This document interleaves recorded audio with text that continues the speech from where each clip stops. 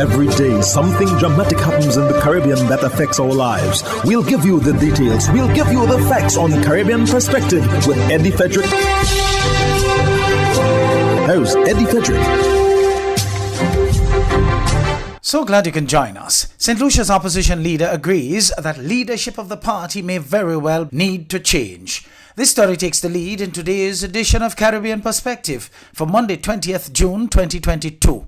Details when we return. Hubbard's Motor Department Mount Gay and Hubbard's Tire Bay, located at the Building Supplies Compound in Grand Anse, are reminding the motoring public that another round for licensing and inspection has begun. Just arrived on new shipments of quality furrowed and torque tires to fit all makes and models of vehicles at competitive pricing. Shop early to avoid the hassle of long lines. WhatsApp them on 473-405-5482. Hubbard's, quality service, affordable prices.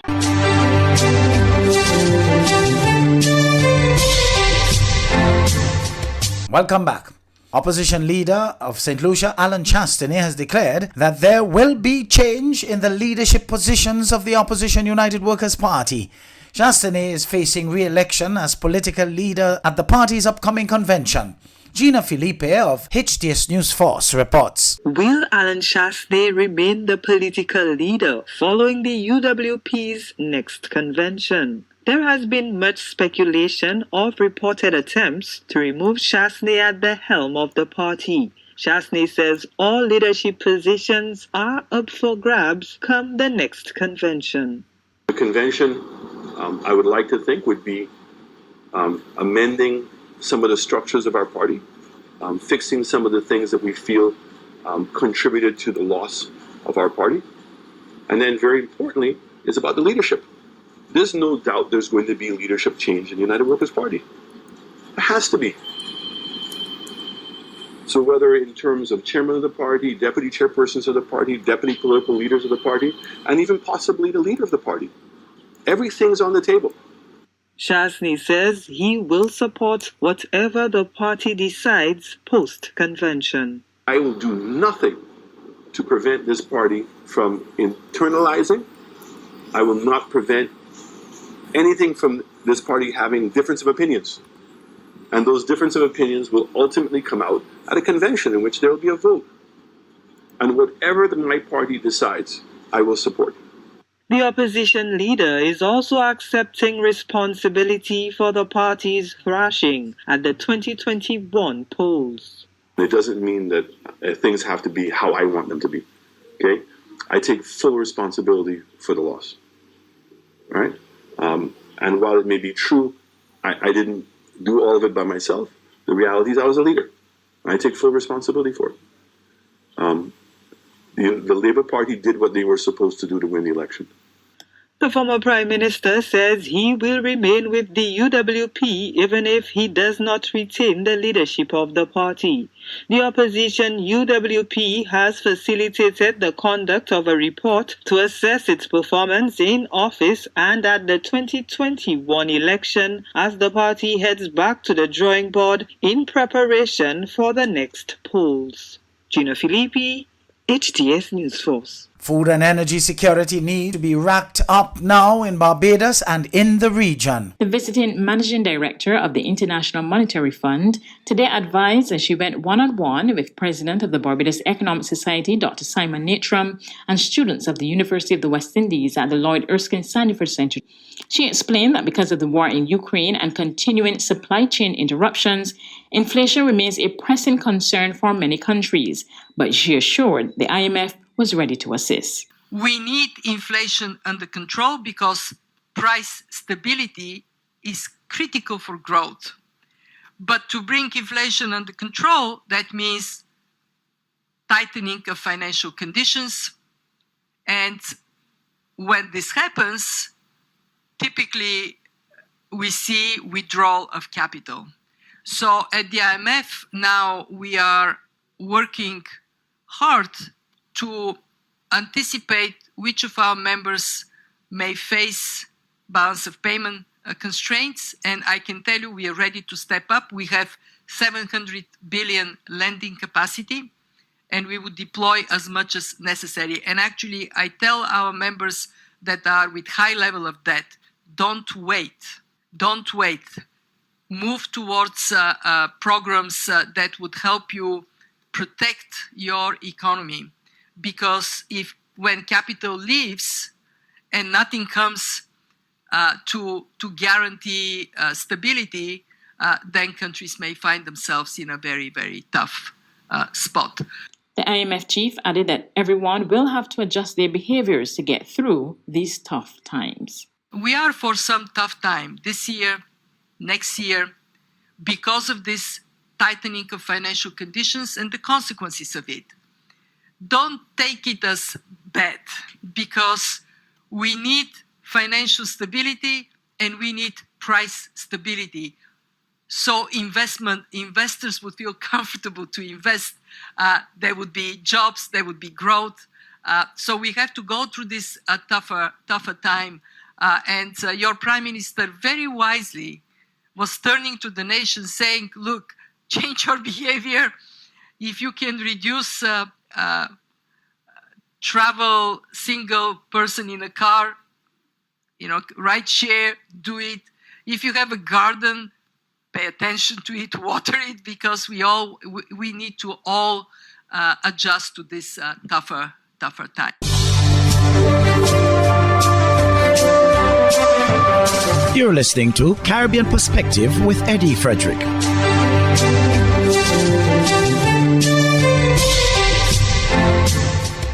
Mia Mottley, Prime Minister Barbados, hints that Barbadians could receive more ease to cope with rising prices. She was speaking during a high-level International Monetary Fund panel discussion on building resilience and sustainability in the Caribbean. Today, the Prime Minister revealed that his Social Partnership Committee was established this week, and it will examine what measures can be put in place to further shield residents from spiraling costs. As it relates to the very, very immediate, as tomorrow, next week, and next month, we're going to still have to provide some level of shielding. We've done it here in Barbados with an initial measure that allowed us to cap the rate of the VAT on the fuel so that we pass through the cost of the fuel, but we at least try to shield you by not taking as much taxes and capping that. Regrettably, we're going to have to look at it again. And as recent as Monday, we set up a committee within our social partnership to look at the underlying increases in food and fuel costs, with an understanding that within 2 weeks there would also be labour, private sector and government meeting, such that on the 8th of July when we meet back, we put ourselves in a position to take decisions that will help families in this country, particularly since the summer vacation is coming, and we all know that children love to eat a lot of food when they're running about. So that unless families can be helped over the course of the summer, we're not going to be able, and we may have to use the school meals program and other things to continue doing that which they do during term in order to offset some of the initial things. But it's going to need policy space, it's going to need fiscal space. Later, at a news conference to wrap up this week's visit by the IMF's managing director, Prime Minister Mottley also revealed that Barbados will be engaging the Washington-based financial institution further, but an announcement will be made at the end of July on what that will entail. All of us know that we've decided that there will be a conversation, and we hope that between now and the end of July, by the third week of July, Barbados will make a decision on what our successor arrangements are. We are conscious that the Resilience and Sustainability Trust, which we need to be able to finance adaptation, because no one else is lending us money on that, and certainly not on the terms that I just announced. In our case, the 150% of quota would unlock $210 million US. We are going to ask that Barbadians recognize that that is linked to some kind of relationship with the IMF. But the IMF has many instruments, some of which, like the extended fund facility that we just had, is anchored in money being disbursed and significant debt being accumulated. Then you can have a precautionary program where you only draw down if you need it. And then, of course, you can have programs that are policy-based that don't have any money at all coming with it, but that still allow us to be able to see where we can have the policy reforms that are going to make the difference. Those policy-based reforms, for us, we've done a lot of them already because we're now coming out with the program. So either which way, for us to decide what kind of relationship we want with the IMF, We will decide that by the third week of July. But I know, as I've said earlier, that this is the right instrument at the right time for the people most in need. Health officials across the region remain on alert to deal with the monkeypox virus. But how would you know if you contracted monkeypox and who's at risk? Anselm Gibbs of TV6 News reports. On Wednesday, the Pan-American Health Organization said it has activated its emergency response procedures with monkeypox cases on the rise. We know of 230 confirmed cases in the region. The majority of those are in the United States and Canada. The region there being the Americas. But what are the symptoms of monkeypox and who are the people most at risk of contracting it? Is that it does cause a rash, which can be uncomfortable, it can be itchy, and it can be painful. And that all of us together make sure that the messages reach the people who need to have them right now. That is people who may be at risk right now. And right now, those people are men who have sex with men or other ones who may be in contact with them, including family members. Health officials say it spread through close contact. The World Health Organization does not recommend mass vaccination against monkeypox. While smallpox vaccines are expected to provide some protection against monkeypox, there is limited clinical data and limited supply. Any decision about whether to use vaccines should be made jointly by individuals who may be at risk and their healthcare provider based on an assessment of risks and benefits. The WHO says it's working to develop a mechanism for fair access to vaccines and treatment. Anselm Gibbs, TV6 News. Security officials in Jamaica are considering a possible extension to the curfew in Spanish Town as gang wars continue. O'Shane Masters of Television Jamaica tells us more. The Member of Parliament for St. Catherine Central, Olivia Grange, has since condemned the incident. But what we're experiencing is people driving into the constituency and shooting at innocent individuals and other persons, and this is now creating great attention. Since Tuesday, a curfew has been imposed in a number of communities.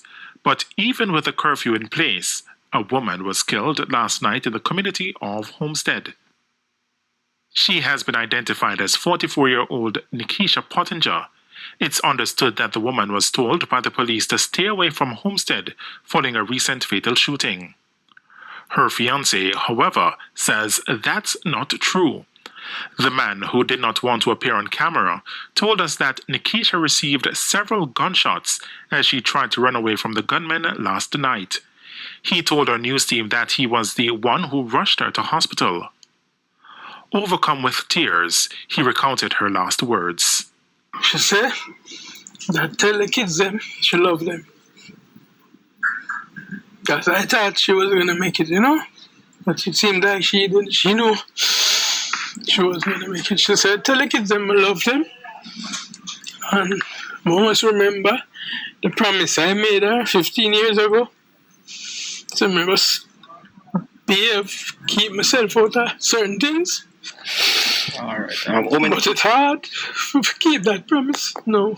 In the meantime, National Security Minister Dr. Horace Chang is not ruling out an extension of the curfew in the Market District in Spanish Town. Hubbard's Motor Department Mount Gay and Hubbard's Tire Bay, located at the Building Supplies compound in Grand Anse, are reminding the motoring public that another round for licensing and inspection has begun. Just arrived on new shipments of quality furrowed and torque tires to fit all makes and models of vehicles at competitive pricing. Shop early to avoid the hassle of long lines. WhatsApp them on 473-405-5482. Hubbard's, quality service, affordable prices.